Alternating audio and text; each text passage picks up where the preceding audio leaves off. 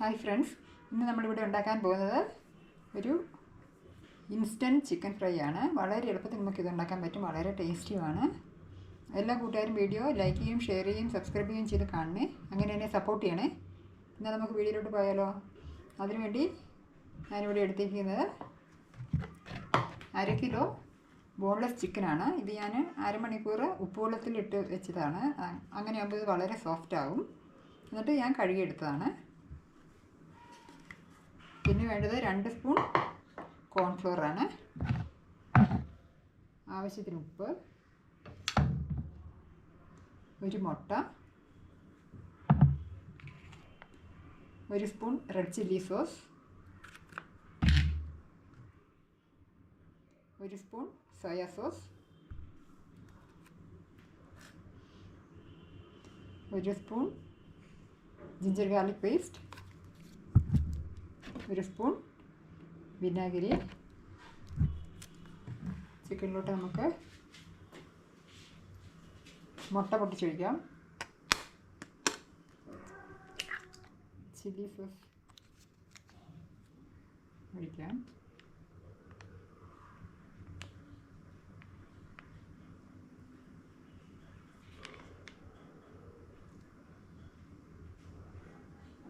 Soya sauce ഒഴിക്കാം,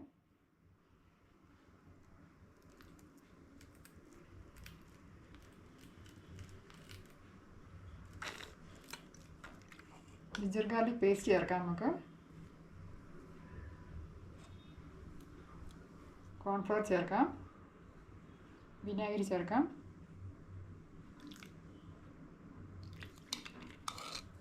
ഉപ്പ് ചേർക്കാം. വളരെ കുറച്ച് മാത്രം ചേർത്താൽ മതി, അല്ലെങ്കിൽ കൂടുതലാവും. കാരണം സോയ സോസിനൊക്കെ നല്ല ഉപ്പുള്ളതാണ്. പിന്നെ നമുക്കിത് മിക്സ് ചെയ്യാം.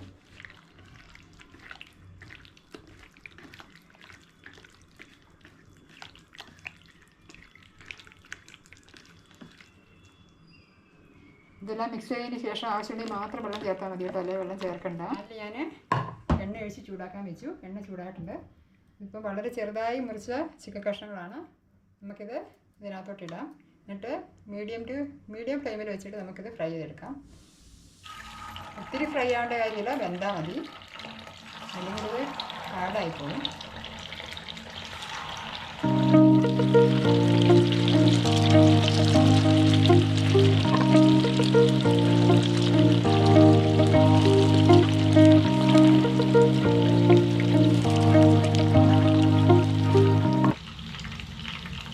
ഒരു മിനിറ്റൊക്കെ കഴിഞ്ഞതിന് ശേഷം ഇത് അനക്കാൻ പാടുള്ളൂ. അതിന് ശേഷം മെല്ലെ തിരിച്ച് മറിച്ചിട്ട് ഫ്രൈ ചെയ്തെടുക്കാം.